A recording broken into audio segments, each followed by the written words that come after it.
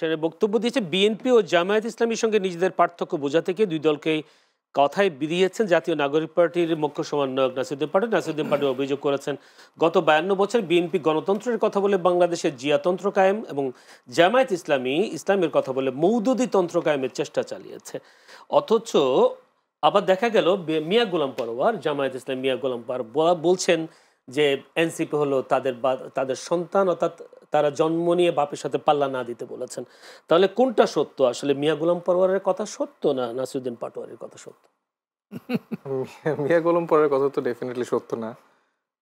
কারণ দেখেন অভ্যুত্থানের পরবর্তী সময় থেকেই যারা আছেন বিএনপি জামাত বা যতগুলো রাজনৈতিক দল স্টেক হোল্ডার আছেন তারা বিভিন্নভাবে আসলে এটাই স্ট্যাবলিশ করার চেষ্টা করেছে যে এই সন্তানগুলো আমাদের, বা আমরা এদেরকে কোনো না কোনোভাবে নার্চার করেছি বা এদের পিছনে। বিএনপির কোনো নেতাকে বলতে শুনিনি এরা আমাদের থেকে জন্ম নিয়েছো, তোমরা বাপের সাথে পাল্লা দিতে এসো না, এই কথা বিএনপির কোনো নেতা। এটা তো গোলাম পরোয়ার সাহেবের আসলে রাজনৈতিক শিষ্টাচারের বহির্ভূত যে কথাবার্তা তার থেকে এটা এসছে আর কি। তো বিএনপি থেকে কিছুটা দায়িত্বশীল জায়গা ছিল দেখে হয়তো বা এইরকম করে টোনে কথা বলি, বাট তারাও এরকম টোনে অন্যভাবে অনেক কথাই বলেছে যে এরা বাচ্চা কাচ্চা, এরা ছোট, বা এটা তো আমাদের থেকে এসছে, এদেরকে আমরা বিভিন্ন সময় এটা করছি ওইটা করছি, তো এরকম করে অনেক কথাই আসছে। এখন দেখেন যে মানে আমরা তাদের সবাইকে শ্রদ্ধা করতে চাই, কারণ বিগত সময় তাদের সবারই কোনো না কোনো ভূমিকা ছিল, কিন্তু তারা এই সময় এসে যদি আসলে আরেকটা গ্রুপকে ছোট করে দেখে, হেয় করে দেখে, এটা দুঃখজনক। কারণ এই সময় আসলে বয়স মানে এই ব্যাপারগুলোকে আসলে ম্যান্ডেটরি করা উচিত না। কারণ এনসিপি কি জামায়াত ছোট করে দেখেছেন এরকম কোনো বক্তব্য কি আপনার কাছে আছে? এনসিপি যে বক্তব্যগুলো দিয়েছে সেই বক্তব্যের জবাবে তিনি এই কথাগুলো বলেছেন মিয়া গোলাম পরোয়ার। এনসিপি দেখেন এনসিপি রাজনৈতিক বক্তব্য দিয়েছে। এনসিপির রাজনৈতিক বক্তব্যকে আমরা এক্সপেক্ট করি যে রাজনৈতিক দলগুলো রাজনৈতিকভাবে ডিবাঙ্ক করবে।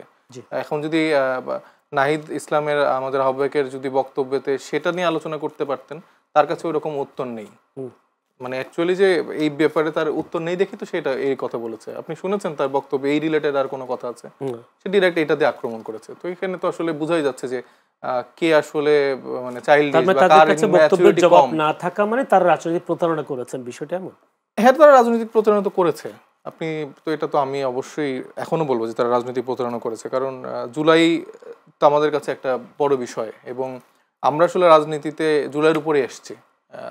এই জুলাই অভ্যুত্থানের ঘটনাটা যদি না ঘটতে, এত মানুষের শহীদ না হতো, আমরা এই দায় নিয়ে আসলে আমরা রাজনীতিতে হয়তো আসতাম না। মানে আমাদের এছাড়া হয়তো আমরা অন্য কোনো কাজ ছিল, কিন্তু আমরা ঐতিহাসিকভাবে মনে করেছি যে রাজনৈতিক দলগুলোর উপর আমরা ভরসা করতে পারি না, সেই জায়গা থেকে আমরা এসেছি। এবং আমরা মোটামুটি দেখলাম যে আসলে তাদের উপর ভরসা করা যায় না, কারণ তারা বেসিক যেই তাদের যে একটা ক্যারেক্টারিস্টিক, এই রাজনীতিতে শেষ কথা বলে যে কিছু নেই, এই প্রেক্ষাপটটাই বারবার উন্মোচিত হচ্ছে। তো সেই জায়গায় তো ঐতিহাসিকভাবেই পুরো বাংলাদেশ প্রতারিত হয়েছে রাজনৈতিক দলগুলোর কাছে, যারা আসলে জুলাই সনদে স্বাক্ষর করেছে।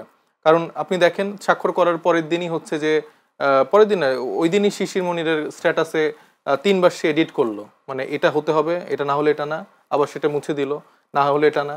আবার তার পরের দিনই হচ্ছে যে গোলাম পরোয়ার বললো যে যদি আইনি ভিত্তি বা দালিল না পাওয়া যায় তাহলে তারা স্বাক্ষর মুছে ফেলবে।